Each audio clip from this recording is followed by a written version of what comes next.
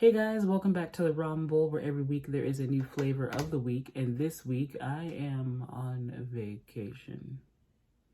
I've been missing, and I'm so sorry.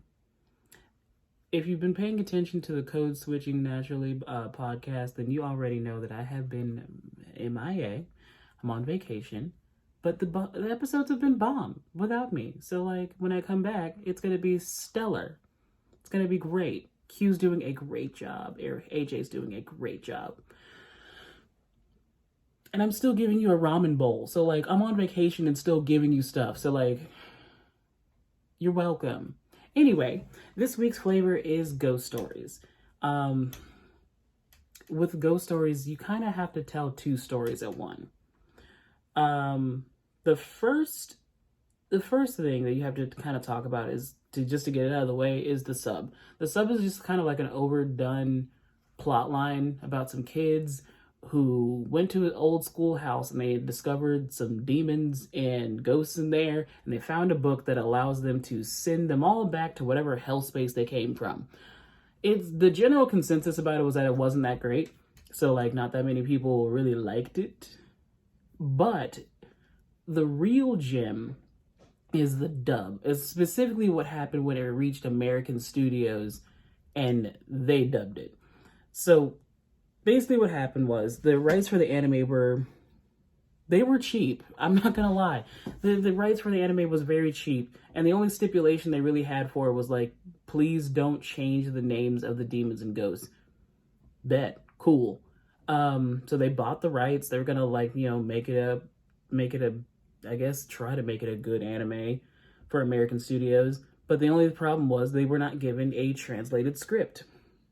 So the voice actors, who cannot translate Japanese, were like, whatever, we know the general plot line, and we know the names of the demons and ghosts, we're gonna do whatever the fuck we want with the script. And they did.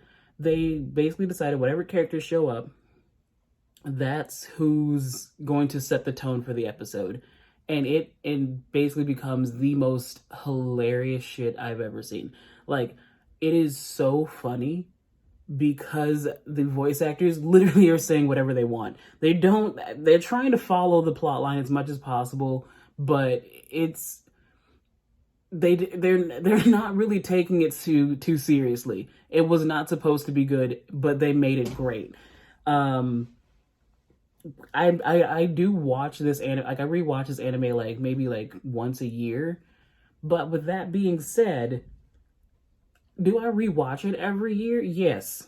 Does that mean it's good? No, it's not good. The plot line is kind of like all over the place, and it gets lost in the comedic dialogue often. So like it's not like the kind of anime where like you're really majorly paying attention to plot. You're watching it for hilarity. I watch it for hilarity. And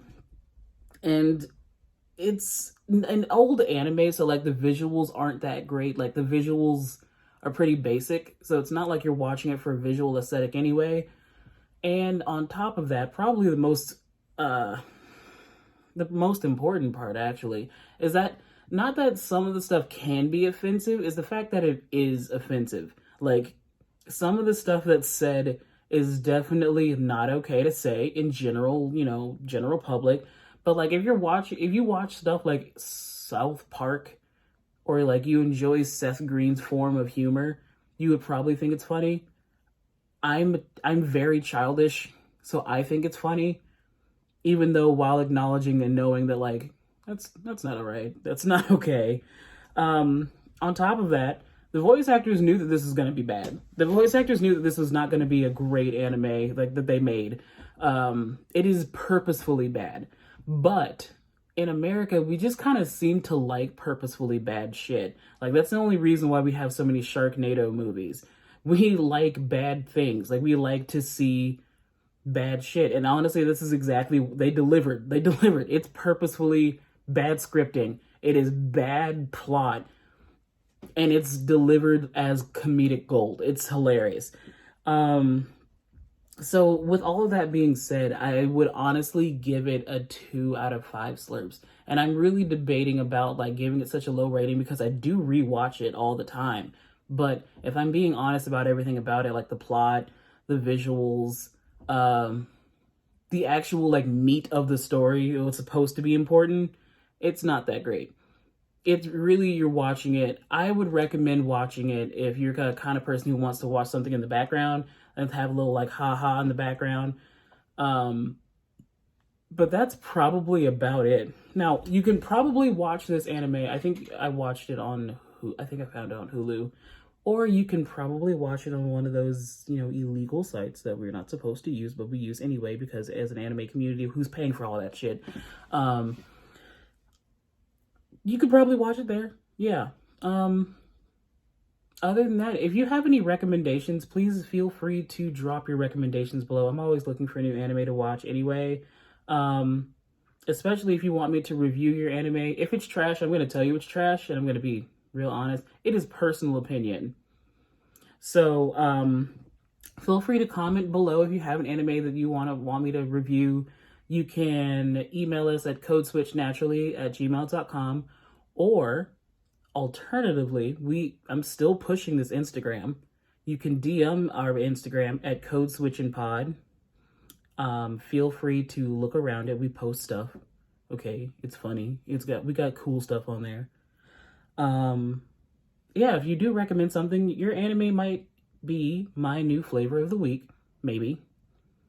But other than that, yeah, thank you for watching, and if you don't like my opinion, please feel free to fight about it in the comments. Other than that, bye.